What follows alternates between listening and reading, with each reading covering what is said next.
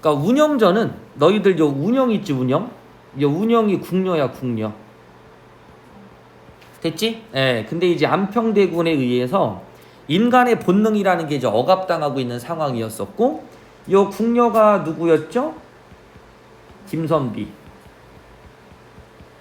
사랑을 하게 되는.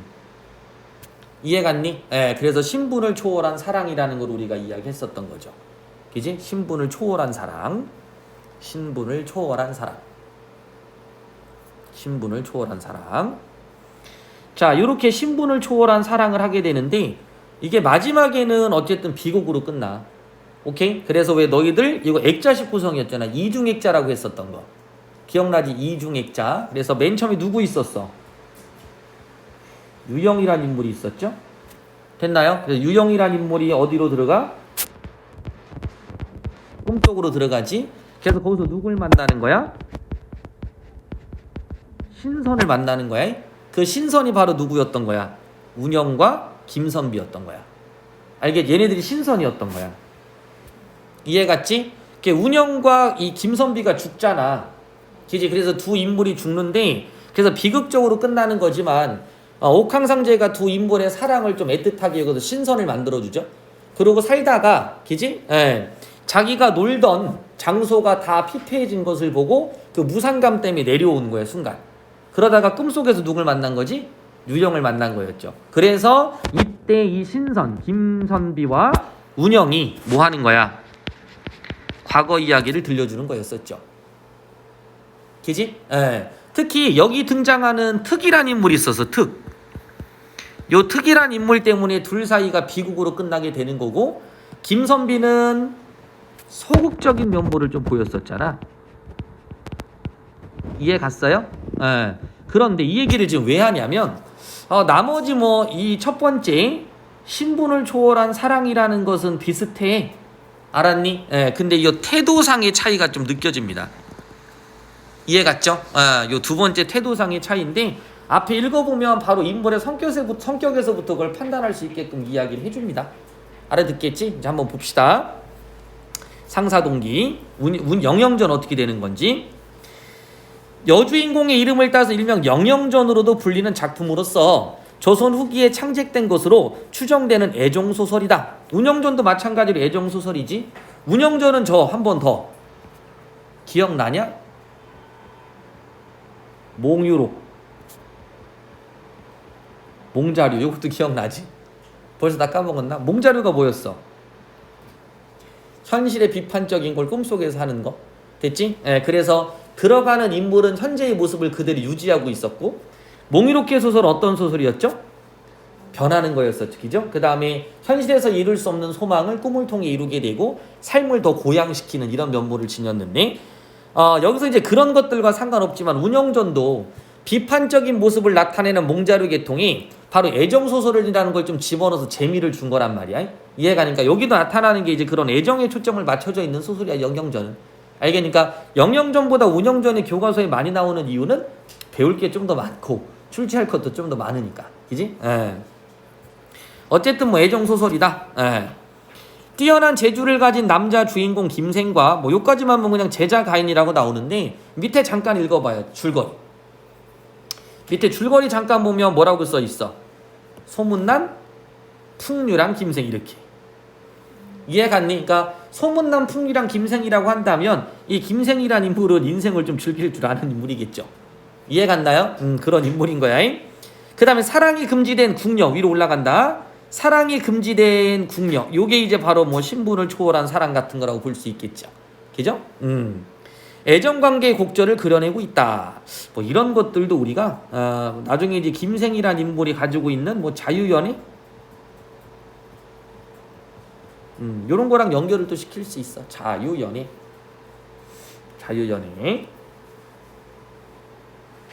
제목에 있는 상사동은 김생을 돕는 노파이자 영영의 이모인 노파가, 그러면 김생을 돕는 노파이자, 그죠?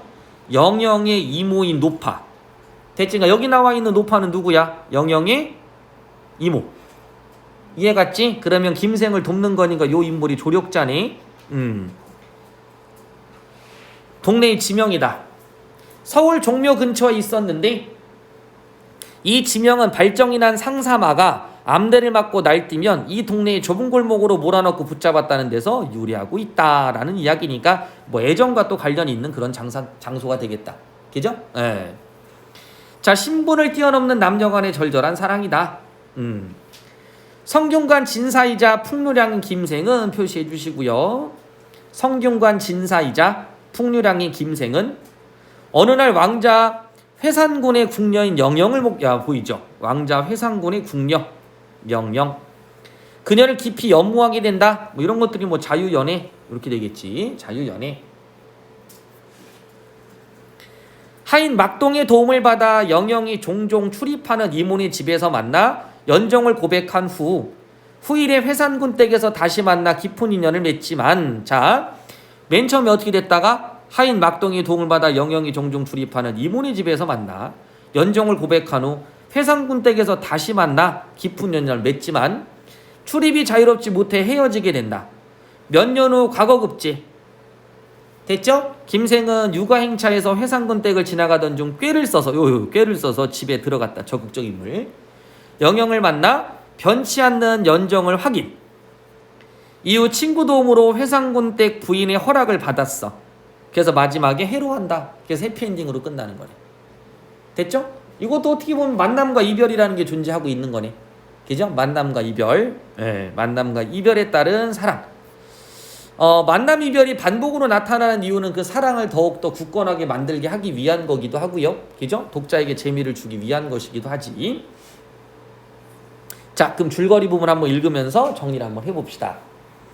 소문난 풍류량 김생은 시중에 말을 탄 채 왕자인 회산군의 시녀 영역을 목격한 후부터 그녀를 사모하던 중 영영의 이모를 통해 만남의 계기를 마련하고 그녀를 기다린다. 자, 그러니까 요거는 요렇게 사건이 뒤로 이어지고 있는 거예요.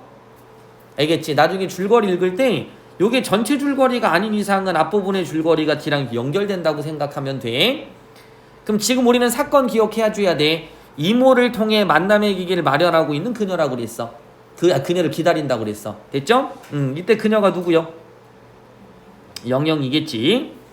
김생은 반신반의하면서도 기쁜 마음과 두려운 마음이 함께 일었다. 자, 당연히 기쁜 마음이 있을 거고요. 두려운 마음도 있을 거야. 두려운 마음은 왜일까? 뭐 안 온다는 느낌일 수도 있겠지만 또 하나는 뭐도 있을까? 그렇지. 궁녀와 또 이제 이렇게 만난다라는 것도 있을 수 있겠고요. 그죠? 네. 그래서 불안한 마음으로 초조하게 책상에 기대에 앉아 문을 열어놓고 기다렸다. 문을 열어놓고 기다렸다. 간절한 거지, 그지? 예, 간절함. 문을 열어놓고 기다렸다. 그러나 시간이 거의 정오가 되었는데도 끝내 그림자나 나타나지 않자 가슴이 답답하고 열이 오르기 시작했다. 인물의 심리가 직접 고전소설이 갖고 있는 전적 작가 시점 그대로다. 그지? 예. 그래도 바보처럼 꼼짝 않고 앉아있으니 마치 그 모습이 설이 맞은 파리 같았다. 비유도 나오네. 이런 거 비유 나오면 체크만 하고 넘어가요. 이해갔니? 왜? 이런 부분들은 일치 문제로 가끔 나오잖아. 서술상의 특징으로. 인물의 심리를 어떻게? 비유를 통해 드러내고 있다. 이런 거. 됐지? 이제 그런 거 읽으면서 체크하는 게 내가 볼 땐 좀 편한 것 같기는 해. 됐지? 그래서 뭐 나중에 컴싸 같은 걸로 이렇게 큼지막하게, 그죠? 표시를 해놓는 것도 좋아. 오케이? 뭐 근데 너희들 소설 읽을 때 저기 먼저 보나? 서술상의 특징 먼저 읽고 들어오나? 아니야? 예, 근데 서술상의 특징은 읽어야 될 게 몇 개가 있어. 인물의 심리를 비유를 통해 드러낸다. 또는 성격을, 또는 상징적 소재 이런 거라든지, 그 다음 작가의 개입. 됐죠? 이런 것들 있는 것들은 좀 미리 읽어보고 읽으면서 체크를 하는 것도 좋고, 굳이 선생님 정신없는데 그거를 다 미리 읽어볼 필요 없으니까 그럼 뭐 하면 돼? 읽으면서 편집자적 논평이 나온 것 같은 부분은 체크하면 돼. 그죠? 지금 저 인물의 성격 나오는 부분도 체크를 해주시면 좀 더 낫기도 하겠지. 그지? 견디다 못한 김생은 마침내 벌떡 일어나 부채로 대들보를 치며 노파를 불러 말했다. 자, 견디다 못한 김생은 마침내 벌떡 못 참는 거네. 그죠? 치면서 노파를 불러 말했다. 자, 인물의 행동 나오지, 그지? 인물의 행동.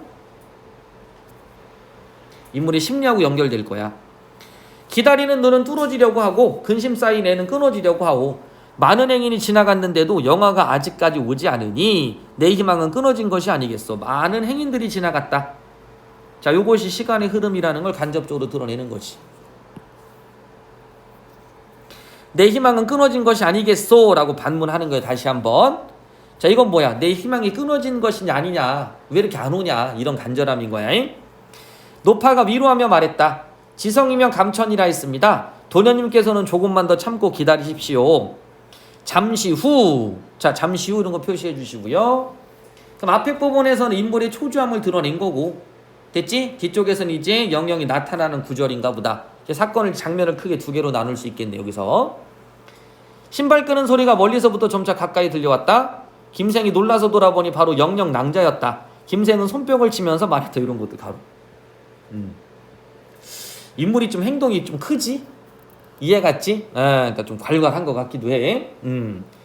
이것이 어찌 하늘의 뜻이 아니겠는가? 노파 역시 어린아이가 엄마를 본 것처럼 기뻐하였다. 영영이 집으로 들어서려는데 대문 앞 버드나무 아래서 밤빛 털을 가진 말이 길게 울었고 뜰가에 서늘한 그늘 아래는 하인들이 죽 늘어서 있는 것이 보였다. 영영은 이상한 생각이 들었다. 밑줄. 머뭇거리고 감히 집 안으로 발을 들여지 못했다. 저기까지 슬러시 땅. 자, 우리가 이제 줄거리를 모르는 상태에서 읽는 거잖아. 그지? 그러면 요 앞에 이거 묘사죠. 이해갔니? 예, 바로 집 앞에 풍경을 묘사한 거야. 근데 영영은 뭐 했다 지금? 이상인 상격이 든 거지, 그지? 그럼 우리 입장에서 이걸 딱 읽었을 때 우리도 물음표가 딱 찍혀야 돼. 왜 이상하지? 지금 어쨌든 뭐 약속하고 오는 거 아니야? 이렇게 생각할 거 아니야. 그죠? 이에 노파가 짐짓. 자, 짐짓 가로 묶어주시고. 이거 영영전만 아니라 운영전에서도 한번 출제가 됐었죠. 짐짓의 뜻이 뭐야? 일부러.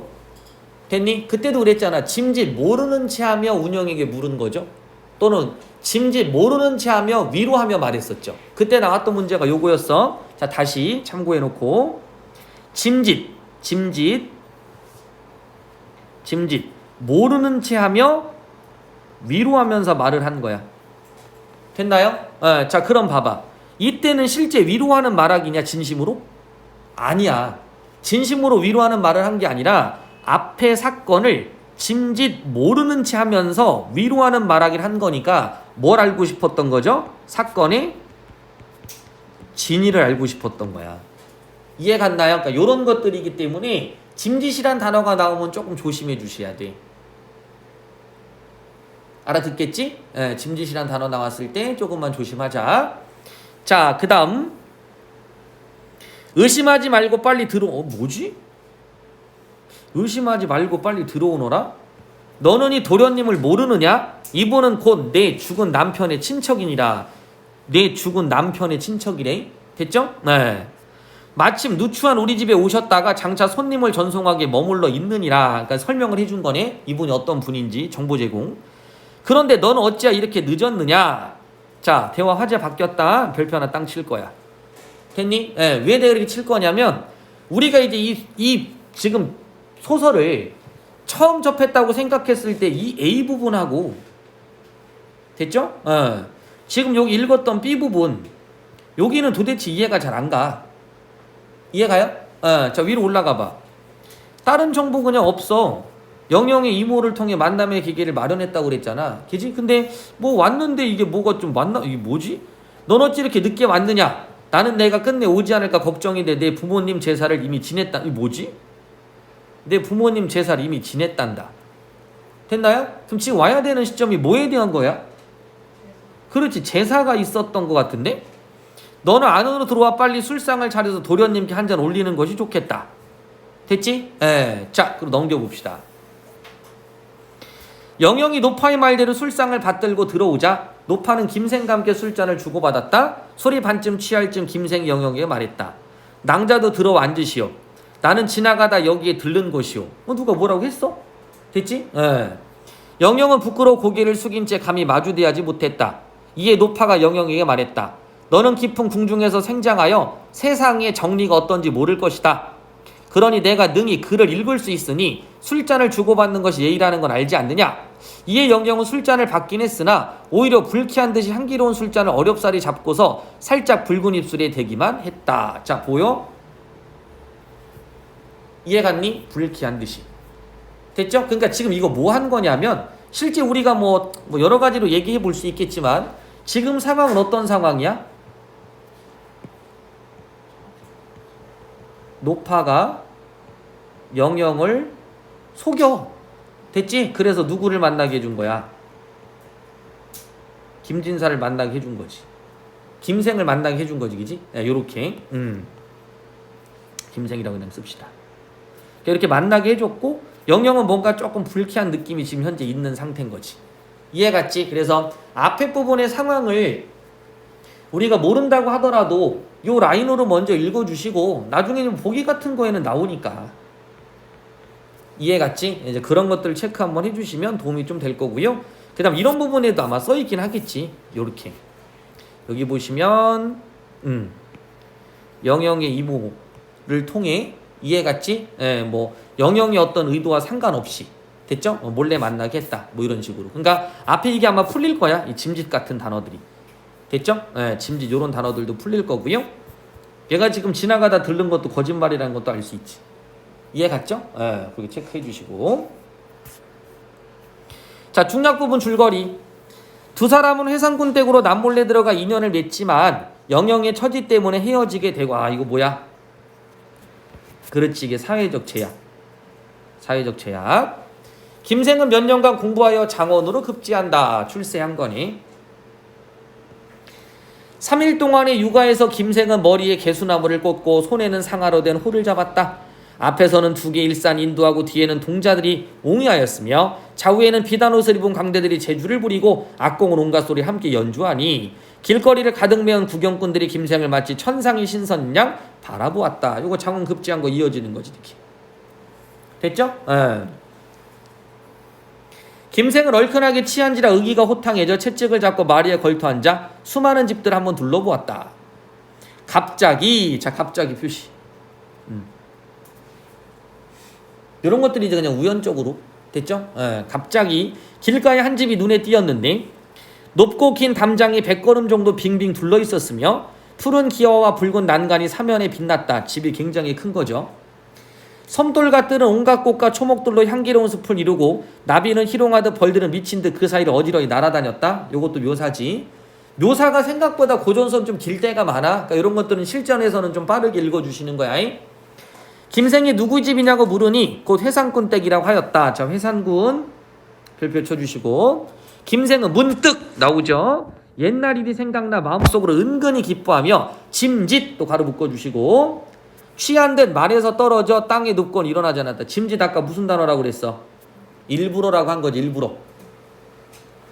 그럼 취한 듯 말에서 떨어져 땅에 눕고 일어나지 않았던 이유는 뭐 때문에? 그렇지, 그 집으로 들어가려고 하는 거지.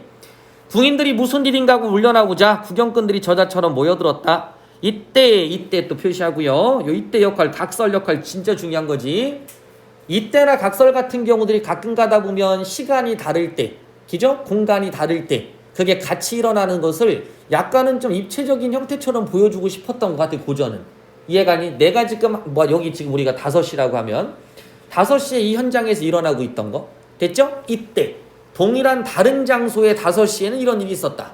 됐지? 예, 그러다가 그쪽에 있던 인물이 넘어온다. 이렇게 해서 사건이 또 만나게 되는 거지. 이해갔죠? 이제 그거를 좀 보여주려고 했던 게 이때 각설. 그래서 역할들도 좀 알아두세요. 회상군은 죽은 짐이 3년 되었으며 궁인들은 이제 막 상복을 벗은 상태였다. 회상군이 어떻게 됐어? 죽었네. 예. 그동안 부인은 마음 붙일 곳이, 이때 부인은 누구? 회상군의 부인이지 않을까? 그죠? 홀로 적적하게 살아온 터라 광대들의 제주가 보고 싶었다. 그러니까 요거는 광대들의 제주가 보고 싶었던 거야. 그래서 시녀들에게 명하여 김생을 부축해서 서쪽 가옥으로 모시고 비단으로 짠 자리에 죽부인을 베개로 삼아 누이게 하였다. 자, 요거는 이제 너희들 저기 EBS 문제에 나오죠? 그지? 기역, 니은, 디귿 이런 거 있을 때는 그 기역, 니은, 디귿 거의 표시한 이유가 무엇인가를 좀 체크해. 알았니? 지금 뭐 안 써 있으니까 넘어갑시다.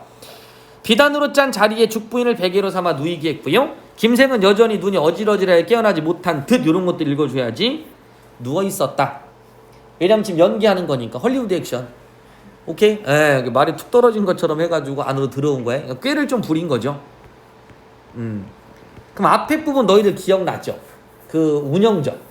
예, 운영점 같은 경우가 굉장히 소극적이긴 한데 적극적인 면모도 있어. 그 찾아가잖아. 무당 찾아가잖아. 이해갔니? 예, 그래서 뭐 하려고는 하지만 그것도 이제 옆에 있는 특이. 됐죠? 뭐 얘기해서 그렇게 찾게 된 거니까 이쪽보다는 조금은 소극적인 면모가 있어. 자, 그다음 이윽고 광대 왁공들이 뜰 가운데 나열하여 일제히 풍악을 울리며 온갖 놀이를 다 펼쳐 보였다. 궁녀들은 고운 얼굴에 분을 바르고 이것도 묘사 또 쭉 나오잖아.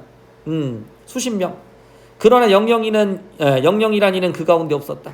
김생은 이상하다는 생각이 들었으나 그 생사조차 알 수 없었다.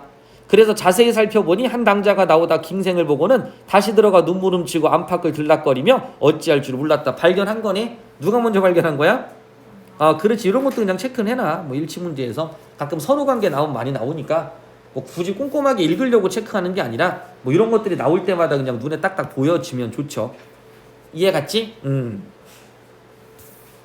그다음 행동도 뭐 반가움도 나오는 것도 있겠고요.